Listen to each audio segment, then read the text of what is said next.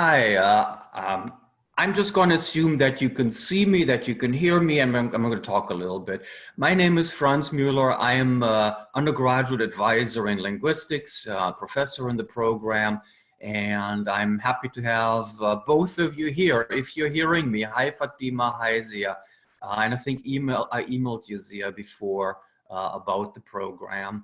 I just want to tell you a little bit about linguistics, and then later on, if you have any questions at all, anything that you'd like to know, anything that I didn't say, we can see and hear you. Fantastic. Oh, that is good. I'm so glad. I'm so glad to have that. If you have any questions later on at all about anything today or anytime in the future, you can email me anytime.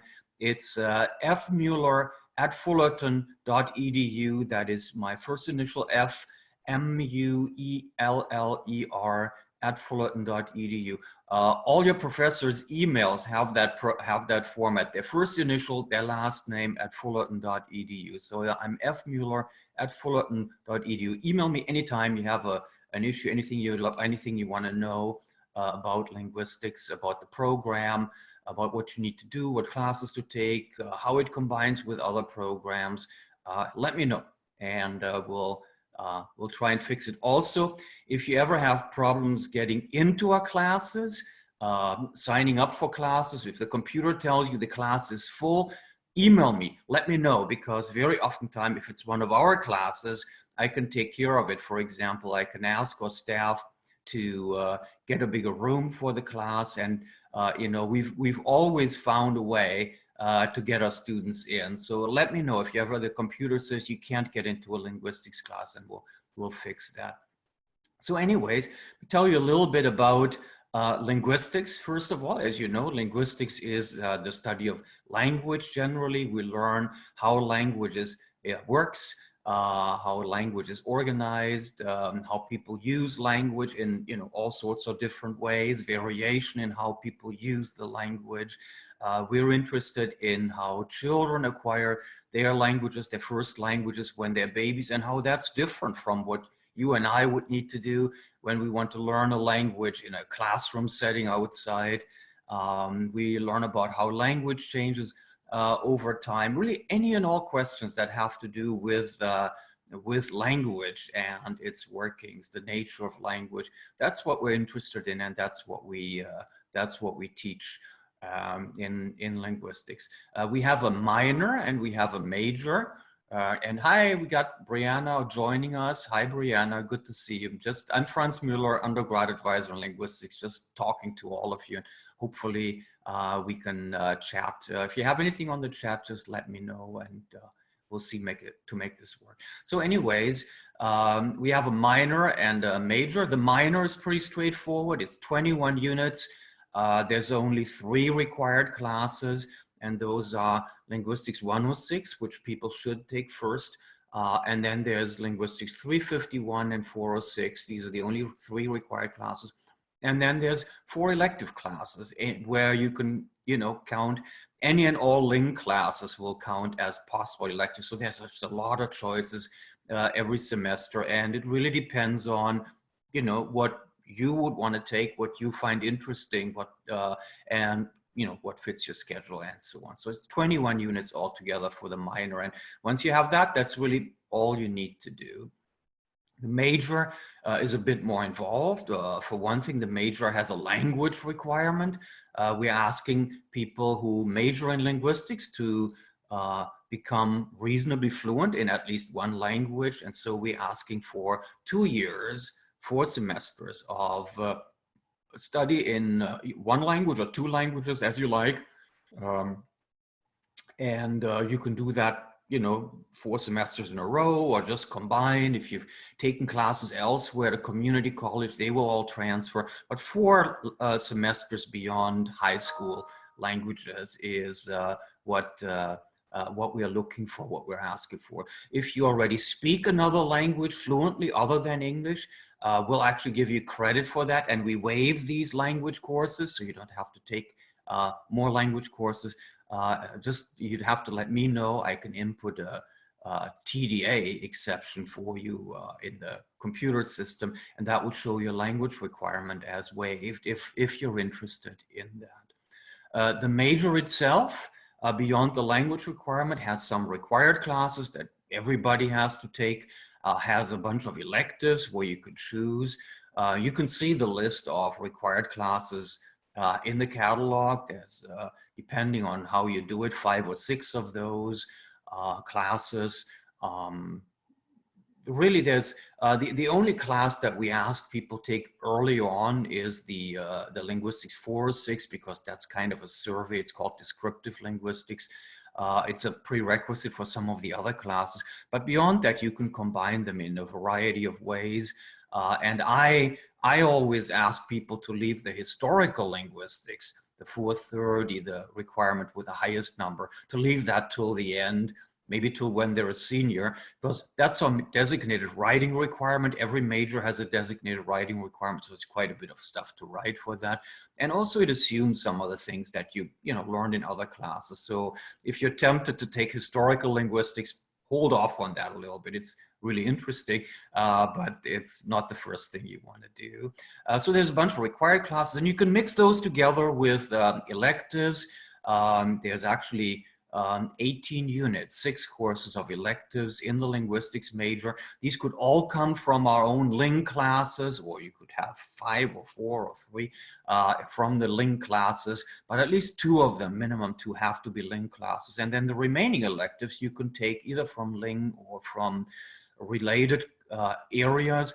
So that makes it possible for you to combine your linguistics major with a number of other programs. For example, a lot of our students are interested in a particular language. And so if you're interested in Spanish, if you're interested in Japanese or any other language, you can take the 12 units, 4 of the classes in that particular language and apply them, double count them as electives for your linguistics major. So somebody who wanted to, say, specialize on Spanish, they would take the core classes in linguistics, they would take at least 2 of the electives in linguistics, and then the other electives they could all do from Spanish. And yeah, if you're nearly fluent in Spanish, that's fantastic. And even those community college classes that you've already taken, they would count towards the language requirement also. So, we will give you credit where credit is deserved, obviously. If you're taking a minor in a language, you can then just hop into the upper division classes, the 300 and 400 junior senior level classes. You can take already, even if you're still a freshman or a sophomore, you can enroll in those if you have the fluency in the language. There's no problem with that at all. And these will definitely count as electives for linguistics. And, since you're getting 4 of these classes in the language for your Ling electives, it's probably a good idea to just declare a minor in that language. And with a few extra classes, you can get both of these qualifications. In addition to the languages, another thing that a lot of our students are interested in is the certificate in teaching English as a second language. There's an undergraduate certificate which you can combine with your Ling major. And again, up to 12 units of that certificate will double count. So those courses double count as electives for your linguistics major and towards the minor in teaching English, the certificate in teaching English as a second language. And that's a great way to get that additional qualification with, I think 9 extra units. You get both of these qualifications. And you do need, overall, you do need 120 units to graduate. So if you just add up the courses you need for GE, for your general education, and the courses you need for your major, there's open units usually at the end. And, people can use those in any way you like. So some people, they just take something they find fun, Tennis 101 or something, and other people use it to specialize, to declare a minor or to get a certificate, which I think is a great way, a very powerful way to get those extra qualifications. And that's a really good thing. If you do decide to take the certificate in teaching English as a second language, the first linguistics course you should take is Linguistics 106. And that's called Language and Linguistics. It's our introductory course. It's a prerequisite to get into the certificate program as well. It counts for linguistics, obviously, and it counts as a GE class. So it's a really powerful class to take. You know, gives you a lot of bang for the buck just getting that one class, and you get a nice intro to the field of linguistics along the way. So I would say, if you're starting out, I don't know how many of you, if you're coming in as transfer students, I can see that you already took some classes at community college. If you're coming in as either as a transfer or as a new student, you probably do have some GE classes to take. And I would say from the start, just combine together the some of the required classes in the major and some of the language classes if you need language classes, and some of the GE classes. And so you get a nice mix of classes each semester. How many classes you take each semester is completely up to you. So if you're taking 12 units for the most part, that means 4 classes. That's considered a full-time student load. But if you want to graduate in 4 years, we guarantee at Cal State Fullerton, we guarantee 4-year graduation. In order to do that, you need to take an average of 15 units. That means 5 classes per semester for the most part. You can make up some of that by taking classes in the summer, say. But for the most part, it means 5 classes per semester if you want to graduate in 4 years. If you're busy, people have lots of other commitments in their lives, family commitments, work commitments and stuff. If you have other things, we allow people to take fewer than full-time student loads. So you may take only 9 units, 3 classes or 2 classes. It's completely up to you. As long as you register and you take classes, you're making progress towards the degree. I think that's really, really good. And one thing that I like at Cal State Fullerton is the fact that we do give people this flexibility, you know, to sort of proceed at their own pace. If you want to go fast through it and graduate in quickly, that is great. If you want to take your time, that is great as well, you know. So either way you do it, that's a really, really good thing. What else should I talk about? Can you guys who are there, Fatima, can you chat? Can you tell me if you would type something, what your background is? Are you first-time freshman? Are you coming in from community college? What's your background? And Zia, you as well. What is your background? You're coming in for community college. Do you have almost all of your GE done?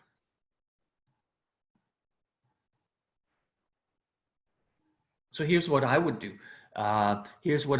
If you need any GE classes at all, the experts for that are academic advisement.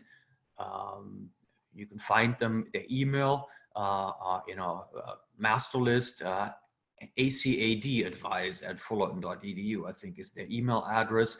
Academic advisement. When the campus is back open physically, you can go there. They're on the first floor of Gordon Hall, same building where my office is located. You can go there with any questions about your graduation, how many units you need, specifically in GE. Nobody knows better what classes all count in the different categories. And even if you've gotten in community college, if you've taken all everything they have over there, usually they're upper division, 300 level general education classes that people still need when they're here. So mix those together with your regular classes for your major, for a minor if you have a minor, and put those together so you make good progress towards those degrees. One thing I should say about our particular classes in linguistics, our required classes, the core classes, they're all offered regularly. Most of them are offered actually every semester. So classes like that 106, that introductory course, offered all the time, every semester. The upper division equivalent of that, which is a requirement for all of our majors and minors, is called 406. You should take that after the 106, obviously. And that's offered all the time, every semester. 351 is phonetics and phonology. Again, that's required for all the majors and minors, offered every semester, sometimes multiple sections of that. And then another one, Linguistics 412, Sociolinguistics, offered every semester as well. There's only a couple of required classes that you have to be a bit careful for as you go on, as you become approaching the last, say, 3-4 semesters of your studies. And those are syntax, which is Linguistics 408, and historical linguistics, Linguistics 430. Those are offered every spring and only in the spring. So those are not there in the fall. The reason for that is that they're linked to a graduate seminar that happens every fall. But so, as long as you know that in the spring, you need to register in 408 and eventually in 430 so that you don't get stuck in your last semester needing that one course. Even in case that happens, we have ways to fix that as well. We've always gotten everybody graduated whenever that happened.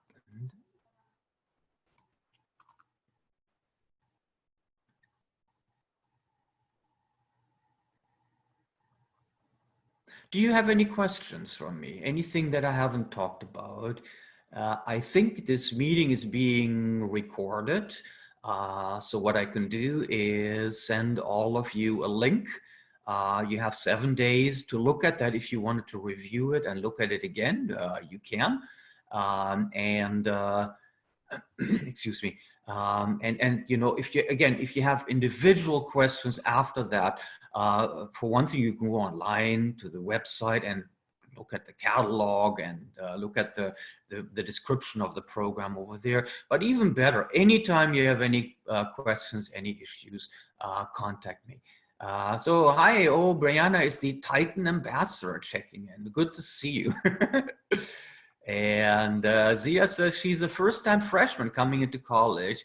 She was in an independent study program in your high school. So you've taken some Spanish and 101, 102, oceanography, some other classes, got some of your GEs done. That is really, really good.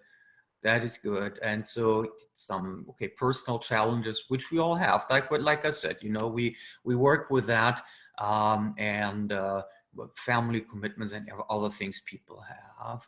So, so nothing to worry about. If you ever have issues, if you have trouble with classes, you're in a class and in the middle of a class, you realize you can't continue because, your boss changed your work schedule or you're having some health issues come up, whatever. First of all, talk to the professor. That's always a good idea. And if you can't make headway that way, email me, let me know, and we can always fix that. The only thing you don't want to do is just stop attending, because that's going to be a problem later on. Can be fixed as well with petitions, but that's a problem later on. So, anytime you run into issues, let me know.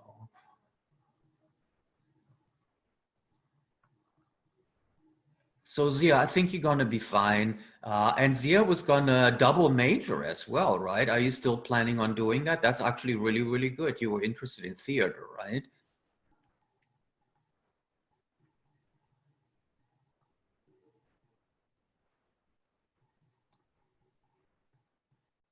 So what you should probably do is, if you're interested in another major or adding a minor, that is a really easy process formally. So once you're at the university, it's just a little one-page form. And when we're back in person, you can go to a place called the Admissions and Records Service Center. You'll find it on the first floor of Langsdorff Hall. Everybody will know where it is. You just pick up that one-page form. Your advisor has to sign that, for the major or minor that you're adding, and you just bring it right back to that place. There's like no extra big application to fill out, no fees to pay, no big process. It's very easy to add majors or minors. So if you wanted to double major, that's an easy way to do it. Declare a major or minor in anything. If you want to declare major or minor in linguistics, you come to me. Major and minor in a particular language. Every language has their own dedicated advisor. There's one for Korean, one for Japanese, one for Spanish, and so on. And that's true for other majors as well.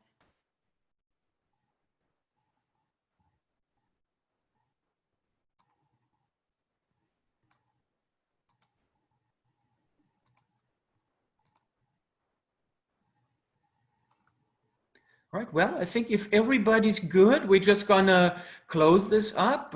Q&A. I just looked through the whole thing. I think we've pretty much gone through these. Thank you very much for joining us today. Thanks for coming to Welcome to Fullerton Day in the online version. And I'm looking forward to meeting all of you in person. If you're interested in linguistics, come by to my office. Once we're back, once we have office hours again, should be open in the fall. I'm pretty confident. I want to talk to all of you, welcome you in person, walk you through the whole thing, anything that you need to have clarified, any questions we take care of. And you'll find that all of the professors are very, very nice and very approachable. We have a good group, both in terms of the students that we have, the professors we have. We have a really, really great group. So welcome all of you. Thank you very much. And again, email me if you have any questions. I'll just keep it open so you can ask questions right now. What do you suggest I do to learn languages at the quickest pace possible? Well, depends how much access you have to the language. The best way to learn a language quickly as an adult, that means us. I mean, the very best language is to speak it when you're a child, right? With grandma or grandpa or mama or daddy, right? Then you automatically become fluent. You don't have to do anything special. For us as adults, there's a number of things that you can and should do. Is one, you need to live in the language. You have to actively use it. So if you have taken some courses, courses are good. They give you a good foundation. So take classes in the language. And the if you want to learn more about a language, if let's say you want to go take more Spanish classes, first thing you want to do is talk to the Spanish advisor. They will be able to talk to you in Spanish and assess your competence in the language so they can direct you to the right level of classes. You don't want to start with a class that's way too easy for you and is boring and doesn't teach you anything. You don't want to jump into a higher level class where you just can't follow because they're assuming too much. So talk to the advisor in that language and start taking classes. But then more than anything, if you know some people who speak the language, use it. Even if you know the language just a little bit, use it. Try talking in it. Ask people to talk to you in that language. And the more you interact in the language, the better it becomes. People are very forgiving. Don't worry about making grammatical mistakes. Nobody cares about grammar. They'll be happy that you talk to them in their language, that you're interested in their language. By doing that, the language becomes relevant for you, and you can play with the language in your head. So play with the rules of the language, intentionally mispronounce the words, pronounce them right, pronounce them wrong, play with it, have fun with it. And the more you interact with the language, the better it is. Really, the better it is. Rather than sitting and trying to learn a list of words from a book chapter, go out and talk to people. Go out and talk to people about anything that you find of interest, especially things that you need, that you would like to know more about, that you want to get into something. You have a hobby, people who speak that language and who have that hobby, ask them to talk to you in that language. Even if you know just a little bit, ask them to talk to you in that language and to stick with that and, make it easy for you, but stick with it. And I think that really gets you a great competence very quickly. One of the best places in the world to know to speak a language fluently is a place called the Defense Language Institute. It's up in Monterey, California, and that's used by the military. They need people who speak all kinds of languages. They have a position called linguist in the military. They need all sorts of languages, from Spanish to Arabic to you name it. And they assign somebody with you who will talk to you in that one language and only in that one language. And they make you sink or swim in that language. So in addition to all the, classes you take and, things you read, that's what you want to do to become fluent in a language.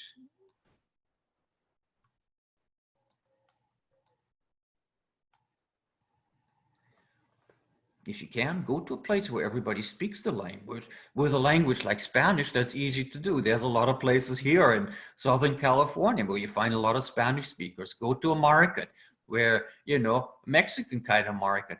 Talk to people, find out where all the stuff is, even if there's just a little bit that you know at this point.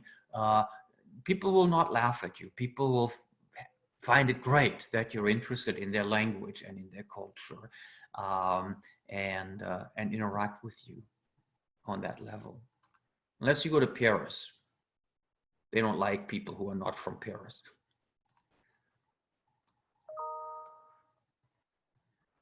All right, any other questions? So we're almost out of time. It's 11:42. We were supposed to be done by 11:45. Nice meeting both of you. Nice meeting you, Fatima. Nice meeting you, Zia. Again, email me with any questions you have. It was really good to see you today. I'll try and email you if I can retrieve your email. Allow you to talk. Allow you to talk. I didn't know that even exists. Okay. Anyways, here we are in another view. It was good to see all of you, and hope to see you in the fall. If you don't know which classes to take, email me. Let me know what you've already done in the past and what you would like to do, if you're major, minor, and so on. And then I can give you some options. Things to start with. And for most people, that would mean I'd recommend start with Linguistics 106, Intro Language and Linguistics, if you haven't taken anything else. Take a language class each semester if you need language classes for that language requirement, and take GE classes on top of that. And then maybe in the fall, let me know, come by or email me so we can see whatever classes you need for that spring semester.